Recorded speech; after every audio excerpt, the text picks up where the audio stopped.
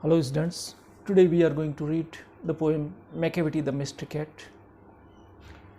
Do you have a pet cat? क्या आपके घर पे कोई पालतू बिल्ली है?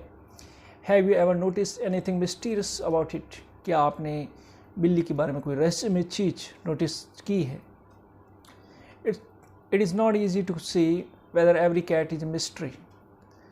यह तो नहीं कहा जा सकता कि हर बिल्ली मिस्ट्री होती है, रहस्य होती है, but Macavity is one for sure.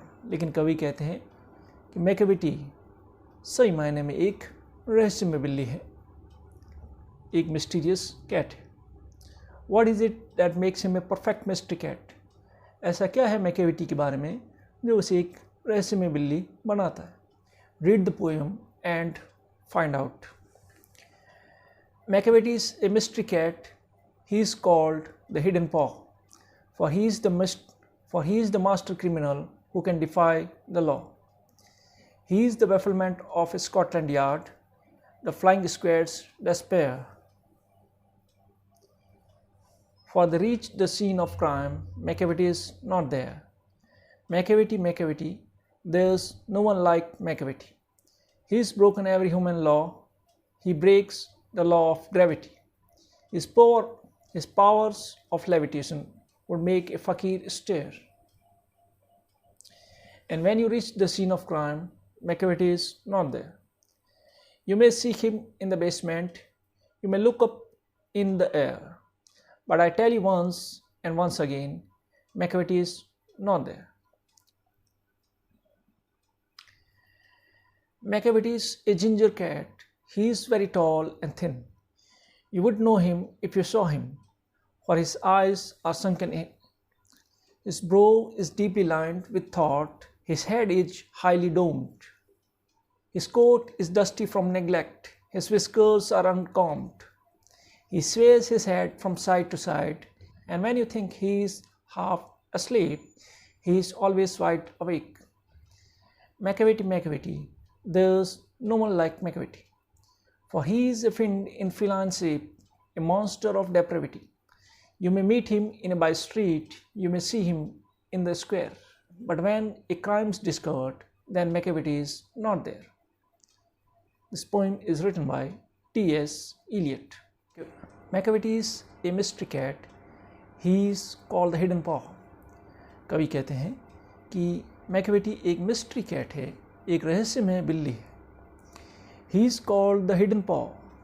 Hidden means छिपा हुआ, paw means पंजा. He is called the Hidden Paw.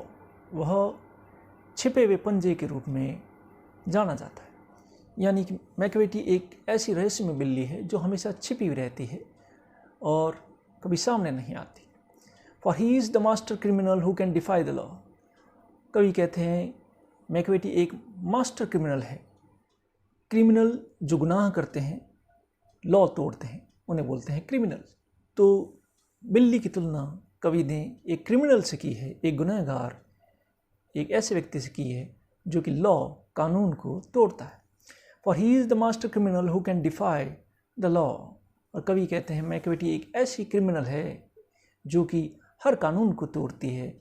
He is the bafflement of Scotland Yard. Scotland Yard London police का जो हेडक्वार्टर है उसको बोलते हैं स्कॉटलैंड यार्ड. फ्लाइंग स्क्वाड यानी उड़न दस्ता, पुलिस का वह पार्ट जो कि जहाँ पर भी कोई क्राइम होता है तो सबसे पहले फ्लाइंग स्क्वाड, उड़न दस्ता पहुँचता है. He is the bafflement of Scotland Yard, the flying squad's despair. और कवि कहते हैं इस मिस्ट्री कैट मैकेविटी ने स्कॉटलैंड यार्ड पुलिस को भी बैफलमेंट यानी कन्फ्यूज़न में या उलझन में डाल दिया. The flying squad's despair means निराशा. और फ्लाइंग स्क्वाड भी, उड़न दस्ता भी उसे पकड़ नहीं पाता है, और जब भी उसे पकड़ने की कोशिश करते हैं हमेशा डेस्पेयर यानी निराशा ही हाथ लगती. For when there is the scene of crime, Macavity is not there. क्योंकि जब कभी भी उड़न दस्ता उस जगह पे पहुंचता है जहाँ पे क्राइम किया गया है, जुर्म किया गया है, मैकेविटी वहाँ पे नहीं मिलती, वहाँ से जा चुकी होती है. Macavity, there is no one like Macavity. और कवि कहते हैं मैकेविटी जैसा दूसरा कोई नहीं। He is broken every human law, he breaks the law of gravity. कवि कहते हैं मानव के बनाए हुए हर कानून को मैकेविटी ने तोड़ दिया है। He breaks the law of gravity, यहाँ तक कि ग्रेविटी का जो नियम होता है, गुरुत्वाकर्षण का जो नियम होता है, उसको भी मैकेविटी ने तोड़ दिया है। His powers of levitation would make a फकीर स्टेयर। लेविटेशन का मतलब होता है floats in air without support, यानी कि हवा में बिना किसी सपोर्ट के रहना या चलना। और कवि कहते हैं यह रहस्यमय बिल्ली मैकेविटी हवा में भी इस तरह से चलती है कि कोई पहुंचा हुआ फकीर भी स्टेयर यानी टकटकी लगाकर देखता रह जाए। इस प्रकार से वो हवा में भी चलती। कवि के कहने का मतलब ये है कि बिल्ली छोटी से छोटी और नाजुक से नाजुक चीज़ पे भी आसानी से चढ़ जाती है बिना गिरे हुए। And when you reach the scene of crime Macavity is not there. और कवि कहते हैं कि जब पुलिस सीन ऑफ क्राइम यानी जहाँ पे मैकेविटी क्राइम करती है, जिस जगह पे मैकेविटी जुर्म करती है, वहाँ पे जब उड़न दस्ता पहुँचता है, जहाँ पे जब पुलिस पहुँचती है, वहाँ से यह मैकेविटी निकल चुकी होती, जा चुकी होती। You may seek him in the basement, you may look up in the air. और फिर कवि कहते हैं जाने के बाद भले ही आप इसको बेसमेंट या गोदाम में ढूंढने की कोशिश करें या ऊपर की तरफ देखने की कोशिश करें, but I tell you once and once again Macavity is not there. लेकिन आपको किसी भी जगह पे यह मैकेविटी नहीं मिलती है। Macavity is a ginger cat, he is very tall and thin. कवि कहते हैं मैकेविटी एक अदरक के जैसे एक बहुत ही पतली दुबली और लंबी बिल्ली है। You would know him if you saw him for his eyes are sunken. और कवि कहते हैं यदि आप मैकेविटी को देखेंगे तो आप उसे जान जाएंगे, पहचान जाएंगे। For his eyes are sunken in, क्योंकि इसकी आंखें संकन इन, अंदर की तरफ डूबी हुई है। इस bro is deeply lined with thought. और उसका ब्रो यानी ललाट डीपली लाइंड, उस पर लकीरें हैं विथ थॉट, जैसे कि वह कुछ गहरी सोच में कुछ सोच रही है। His head is highly doomed. और उसका सर जो है वो डोम्ड यानी कि एक गुंबद के जैसे है, ऊपर की तरफ उठा हुआ है। His coat is dusty from neglect. और कवि कहते हैं बिल्ली का जो कोट जो है वह डस्टी है, धूल मिट्टी से भरा हुआ है। बिल्ली का जो फर जो होते हैं, बिल्ली का जो फर जो होता है, ऊपर के जो बाल होते हैं ज़्यादातर मटमैले होते हैं, मिट्टी के कलर के होते हैं।